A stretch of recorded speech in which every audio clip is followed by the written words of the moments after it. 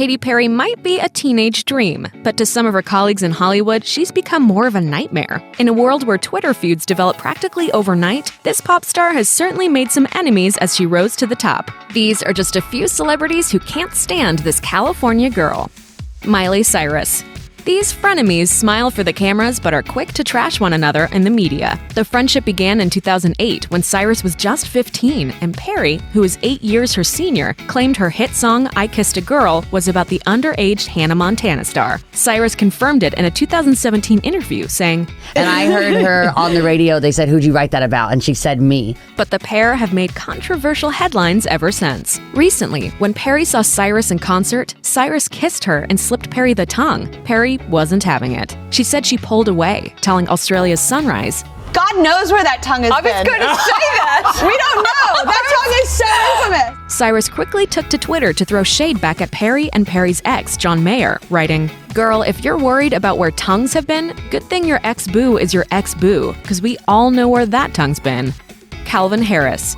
Calvin Harris was set to open for Perry back in 2011 on her California Dreams tour when he dropped out at the last minute, blaming the tour's production. Harris took to Twitter to let his fans down, writing, "Her team suddenly moved the goalposts, and I was to appear on stage with no production." Perry took it personally and shot back at the DJ, tweeting names of all the artists opening up for her on her tour who apparently had no problem performing. She ended one of her tweets with, "It's fine. I'm used to you canceling on me. It's become your staple." The feud has since been put to rest as Perry recently collaborated with Harris. Perry cleared up these rumors via On Air with Ryan Seacrest, where she explained that she and Harris simply bumped into each other, and he invited her to listen to some songs he was working on. We'd had little falling outs here and there. 8 years or so had passed, and it's time to put all that behind us.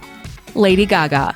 When Perry whipped out a mechanical horse and rocked green hair on her Prismatic World Tour, Lady Gaga couldn't help but notice the similarities, tweeting, "It looks like green hair and mechanical horses are the thing now," referring to the mechanical horse she rode on the AMA's red carpet a year prior to Perry's tour. It seems that Gaga was having a hard time being compared to the pop star after the two released singles on the same day. She spoke out about the comparisons at South by Southwest that year, saying, "I don't know what all I have to do with Katy Perry. I mean, it's like my music's so completely different. I couldn't be more different, really."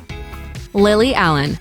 British pop star Lily Allen was far from pleased when she heard that Perry described herself as a skinnier version of Allen, calling their first meeting Frosty on Capital FM. Allen also shot back at Perry for fat-shaming her by taking digs at her music, claiming Perry was discovered because of her, saying, "She was signed by my label in America as we need to find something controversial and kooky, like Lily Allen." Allen went on to call Perry out for not writing her own music and called her lyrics crass. The thing about me and Amy Winehouse is we're both English and we both write our own songs. Perry addressed the feud in an interview with Us Weekly, saying, "I was just kind of joking and trying to be funny. I didn't mean anything by it. Comedians are not necessarily to be taken super seriously. It may have been a joke to her, but it clearly wasn't taken that way by Allen."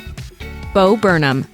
Comedian Bo Burnham goes beyond typical stand-up by using his musical talents to sing his comedic acts. In a recent Netflix special, Burnham referred to Perry several times in his song titled Kill Yourself. The comedian first referred to Perry's song Roar, saying, "That life's toughest problems don't have simple answers.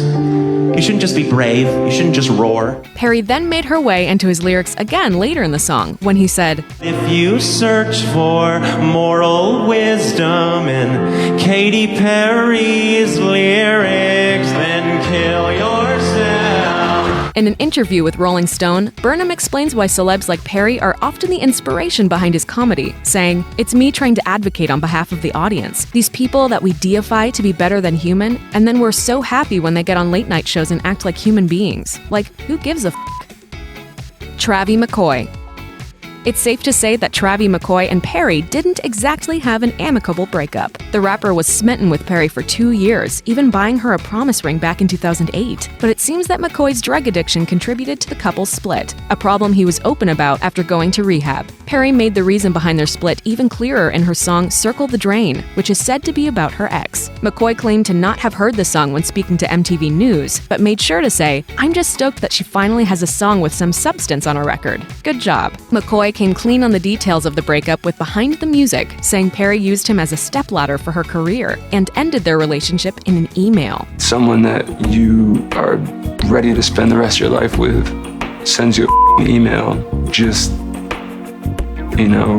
on your whole parade. Thanks for watching. Click the Nicki Swift icon to subscribe to our YouTube channel. Plus, check out all this cool stuff we know you'll love too.